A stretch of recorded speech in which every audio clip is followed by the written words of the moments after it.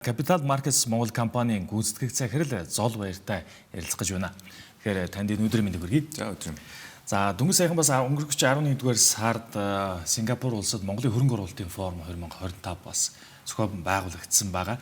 Тэгэхээр яг энэ талаарх бас дэлгэрэнгүй мэдээлэл нэгдүгээр өгөөж. Ялангуяа хичнээн Монголын болон гадаадын компаниуд энэхүү арга хэмжээндээс оролцсон. За мөн яг үүнээс яг ямар үр дүн бас гарав. За манай компани болохоор сүүлийн 2 жил Нью-Йорк, Сингапур, Лондонд Монголын хөрөнгө оруулалтын форум зохион байгуулж байна. За Сингапурд бид нар сая 2 дахь жилдээ хил зохион байгууллаа. Сингапур улсад бол бид нар илүү бондыг одоо танилцуулдаг. Яг бол Монгол улсын гадаадын зах зээл дээр гарч байгаа бондууд. За одоогоор бол гадаа олон улсын зах зээл дээр 5 орчим тэрбум долларын Монголын бондууд байна. За төр хувийн хвшлийн айлын тий. За тэгэхээр бид нэр ихэнх нь Сингапурд гардаг. Тэгэхээр бид тэр Сингапурт бондуудын хөрөнгө оруулалт өрөөд формат зохион байгуулалт гэсэн үг. За энэ жилийн хувьд бол нийтдээ нэг Монголоос нь 20 гаруй компани явсан. За гаднаас бол 100 гаруй төлөөлөгч нар хөрөнгө оруулагч нар оролцсон. Тэр дундаа 20 гаруй хөрөнгө оруулалтын сангууд family office буюу одоо яг хөрөнгө оруулагч нар бас оролцсон байгаа. Тэр нь бол нэлээд онцлог зүйл болсон. Яг бонд гаргачих юм бол Голланд банк, МИК, MMC буюу Mongolian Mining Corporation гэдэг яг бонд гаргаж компаниуд маань явсан. Тэгээд одоо сая бол яг энэ жилийн хувьд бол онцлог юм эх жил Монголын бас нэлээд олон бондуудын эргэн төлөлт 26-27 онд байгаа. Тэгээд ялангуяа 27 онд байгаа. Тэнтэй холбоотойгоор 26 онд бол Монгол нэлээд олон компаниуд маань ялангуяа засгийн газар ч гэсэн бондо дахин санхүүжүүлэхэд бол нэлээд дахиад бонд гаргах нь ер нь ойлгомжтой байгаа. Тэн дээрээс нэг маш хүлээлт байлээ. Нөгөө талаас шинээр бонд гаргахаар Монголоос нэлээд их байна. Одоо Төрийн банк энэ жил анхудаа гаргалаа. Саяхан өнгөрсөн 7 хоног М банк 100 сая долларыг бас боцоглоо. Хөгжлийн банкаас энэ жил гаргалаа тий. Тэгэхээр Монгол компаниуд бас ер нь олон улсын зах зээл дээр ялангуяа бонд гаргасан сонирхол нэлээд байна. Тэгэхээр хөрөнгө оруулалтын хувьд бол тэр шинэ бонд гаргагч нартай бас уулзах сонирхол нэлээд байлээ. Тэгээ манай ивентэд бол бонд гаргасан компаниуд болон бонд гаргах сонирхож байгаа компаниуд Монголоос оролцдог.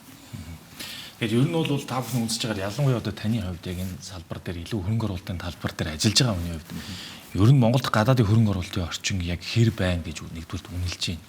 Хоёрдугаарт яг цаашид одоо ойрын хугацаанд нэгний аралтай зайлшгүй одоо өөрчлөлтийн хувьд тийм ээ авч хэрэгжүүлэх шаардлагатай арга хэмжээ нь юу байна гэж үзэж байгаа. За манай компанийн хувьд Монголын одоо уул уурхайн 7 хоногийг хамтран зохион байгуулалт гадны хөрөнгө оруулалтыг бас бид нар хариуцсан ажилладаг. За сүүлийн Сингапур болон Лондон, Нью-Йорк ивент дээр бас эрчим хүчний реформт холбоотойгоор эрчим хүчийг бас онцолж авсан. Тэгэхээр Монгол хөрөнгө оруулалт гадны хөрөнгө оруулалт сонирхож байгаа зүйлс бол мэдээж уул уурхай байна. Эрчим хүчний шилжилттэй холбоотой сэргийлэх эрчим хүч, газрын хавар гэдэг сэдвүүд байна. За дээр Монголын бондууд бол маш эрэлттэй, маш нэр хүндтэй байдаг.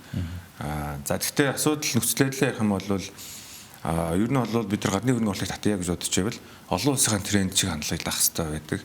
За олон улс юу болж байгаа нөхөр дэлхийд эрчим хүчний шилжилттэй холбоотойгоор зэсийн эрэлт маш их нэмэгдэж байна. Тэгэхээр зэсийн ордуудыг сонирхож байна. Алтны аш өсч байгаа холбоотойгоор алтыг сонирхож байна тий.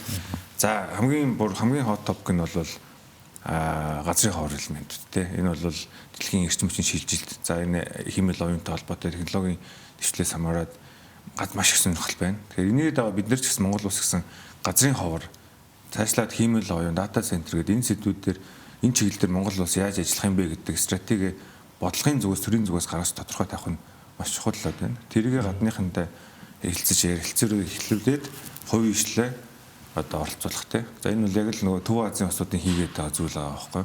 Төв Азийн 5 улс нийлээд энэ жил Америкт өнгөрсөн сар Америктай энэ жил саяхан энэ 7 хоног өнгөрсөн 7 хоног Японтой уулзалт хийлээ. Газрын ховор бүх одоо уран ч гэдэг юм уу түүх хийдүүдтэй хамтарч ажиллахаар болж байна. Дэд бүтцэнслүүдээр хамтарч ажиллахаар болж байна. За тийм цаашлаад химэл оюун технологийн дэвшлүүдээр хамтарч ажиллахаар болж байна тий. Тэгэхээр яг нөгөө энэ сэдвийг бид нар дааж авахгүй бол нөгөө нэг сэдвийг бид нар 10 20 жил яриад байж болохгүй шүү дээ. Тэгээд орчин үеийн шал өөр сүүлийн 2 жил 3 жил ялангуяа өөр болж байна. Тэгэхээр энийгээ дагах хэрэгтэй байна гэж геополитик зүйл болж байна. Тэрийг дагаад бид нар ч гэсэн бодлогоо зөв явуулах хэрэгтэй байна. Тэгээд төрийн бодлогыг дагаж бизнесүүд нь дагаж бизнесээ хамтын ажиллагаа өргөжүүлнэ хөрөнгө оруулалт татна тий. Тэгэхээр энэ бол чухал юм байна гэдгийг ялангуяа энэ жил бол нэлээд ойлголоо. Тэгэхээр түрүү сайн мэдээлэл дээр дурдгснаар бол бас нэлээдгүй хэмжээний Монгол компаниудын бас бондууд их амжилттай бас зах зээл дээр санал болгоод харилцсан тухай мэдээлүүд байна. Тэгэхээр Мэдээж яг нэг талаас бонд гарах маань сайж гэсэн бонд маань иргэн төлөгдөх бас нөхцөлтэй байгаа шүү дээ тий. Тэгэхээр яг цэвэр одоо Монгол улс руу чиглэсэн хөрөнгө оруулалттай холбоотой гэдэг талбараар нь бодвол сүүлийн 13 4 жилийн хугацаанд баг оюутлогоос өөр том хөрөнгө оруулалт бол ер нь бас их хомс байгаад байгаа. Тэгээ харьцангуй нэг жоохон зогсон талтай ч юм уу орсон гэж зарим эдийн засгч тул шинжээчд үздэг. Тэгэхээр танай компанийн хувьд энэ тал дээр илүү одоо анхаарал хандуулж байгаа дунд бол урт хугацааны стратеги нь ямар бодлого байна? Тийм. Тэгэхээр бид нар ч өөрсдөө одоо мега төслүүд ч ярьдаг. Янз бүрийн төслүүд маш олон байна. Одоо сүүлийн үед төрийн төслүүдээс гадна хувийн хөгжлийн маш онцлог төслүүд бас байна. Тэгэхээр манай компани бол бид нар чинь зөвлөх үйлчлэгээ болон судалгаа үйлчлэгээ гэдгээр хийдэг. Зөвлөх үйлчлэгээ тал дээр бид нэлээд олон хувийн хөгжилд гаднаас хүмүүс босгож өгөхөөр ажиллаж байгаа. Тэгэхээр бидэд бол гаднаас зөвхөн бонд гэлтгүү санхүүжилт бол маш олон механизм шийдлүүд байгаа. Тэгээд тэрнтэй холбохоор бид нар нэгдлийн идэвхтэй ажиллаж байгаа. Тэгэхээр бид нар илүү хувийн хөгжлийг илүү дэмжиж хувийн хөгжлийн хөрөнгө оруулалт татах нь зөв байна. Эсвэл төр хувийн хөгжлийн хамттай ажиллагаар тий. Энэ дээр гадныхны хүсэж байгаа юм төрийн бодлогоо тодорхой тавьчихсан шил гэж. Тэгээд бид нар хөрөнгө оруулъя гэдэг. Тэгээд хөрөнгө оруулалт сонирхол бол маш асар их байна. Хөрөнгө оруулалт одоо улс төр мөнгө бол хангалттай их байна тий. Монголд бол бас тэр их хэмжээний мөнгө хэрэгтэй бидэрт л хэрэг биш шүү дээ. Тэгэхээр тэгэхээр нөгөө талаас бид нар миний хувьд юм уу ирээдүйдээ ихтэй байгаа. Яг Монголд маш их нөөц боломж байна. Маш олон сонирхолтой төслүүд байна. Ялангуяа геополитик бидний хувьд уг нь маш их боломжийг гарч өгч байна л да. Тэгэхээр бид нар зөвхөн Орос хятадыг харалтгүй өөрсдөө Америк, Япон, Солонгос за Төв Азиад яаж ажиллах юм, Арабын орнуудад яаж ажиллах гэдэг дээрээ өөрсдөө гадаашаа явж бид нар маш сайн судлах хэрэгтэй юм байна. Бодлого стратеги зөв тодорхойлоод тэгээд тэрнийг дагсан хөрөнгө оруулалтууд дээр ажиллахад хөрөнгө оруулах сонирхол бол маш их байна Монголд. Одоо яг энэ талбар дээр бас ингээд явж түрүүн таны дурдсанаар бол мэдээж уулуурхайн салбарт бол бид хүн хөрөнгө оруулалт татах боломж Монгол улсын хувьд бол илүү нээлттэй талбар шүү дээ. Тэгээ ялангуяа сүүлийн үед яригдж байгаа халзан бүрэгдээ ордож гэдэг юм уу.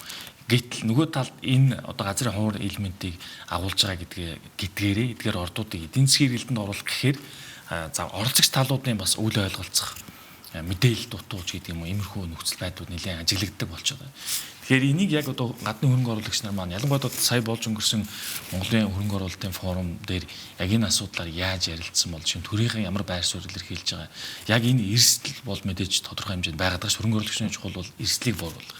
Тэгэхээр яг энэ эрсдлийг одоо ямар сорилт илүү тулгарж гин гэж үзэж гин гэдэг юм уу. Энэ тал дээр ер нь тэгээ уулуурхайн төсөлч өөр нэлээд ус төрсөн сэдв. Зөвхөн Монголч гэлтгүүлгээд ярил тийм л байдаг те. Хөрөнгө оруулалтын төсөж байгаа юм бол тодорхой бодлого тодорхой болох шүү дээ. Одоо 34% авдаг байх юм уу, амнат нь хэд байх юм бэ? Тодорхой л байлгачаач л гэж байна. Нэрийг урт хугацааны доктортой байлгаач гэж те. Тэгэхээр энэ дээр докторгүй байгаа нь л өөрөө хөрөнгө оруулалтыг үргээж байна. Бидэд юу их ёстой вэ гэхээр ер нь бол уулуурхайгаа хөрөнгөний зах зээлтэй л холбох ёстой. Гадны дотны хөрөнгөний зах зээлтэй холбож илүү ил тод явуулдаг. Маш олон төрлийн хөрөнгө оруулалтыг оролцуулдаг байж ижил энэ явах юм бэл. Одоо орон нутгийн ашиг сонирхлыг хангана, улс төрчдийн сонирхлыг хангана тий. Тэгэхээр ийшээгаа илүү явах хэрэгтэй гэдэг дээр яагаад нөгөө талд нь Монгол улсын ашиг одоо Монголын одоо төр ард түмэн хэр хэмжээний ашиг хүртэх юм бэ гэдэг ба шүү дээ. Тэгээ эн чинь зөвхөн хувь эзэмшил хүртдэг биш юм байна гэдэг бид нар ойлгож эхэлж байна тий. Тэгэхээр дээр амнаатаар бодлого татвар амнаатаа зөв тодорхойлох нь зөв юм билээ. Тэгээд одоо бид нар яагаад Монгол улсын дараагийн оюутлага яагаад байхгүй байна? Жисийн төсөл яагаад байхгүй байна гэхээр жисийн амнаатыг бид нар маш өндөр тавьсан. Тэгээ дээрээс нь хувь аавна гэдэг байгаа. Тэгэхээр хөрөнгө оруулагч нар яг тооцоод үзэхээр ямар ч ашиггүй төслөөр хинч орохгүй шүү дээ. Тэгээд энэ маань эргээд хөрөнгө оруулалтын сонирхлыг бууруулж. Тэгээ бүгдээрээ хүлээдэлтийн байдалтай л байгаа. Монгол улсын бодлого хизээ зөв тодорхойлох юм бэ? Хизээ тодорхойлох юм бэ те? Тэгээд хөрөнгө оруулах сонирхол нь бол маш их байгаа. Тэгээд энэ дээр одоо миний ойлгож байгаагаар хамаагүй бас энэ төр засгийн хувьд ч гэсэн нэлийн ойлголттой болсон юм байна.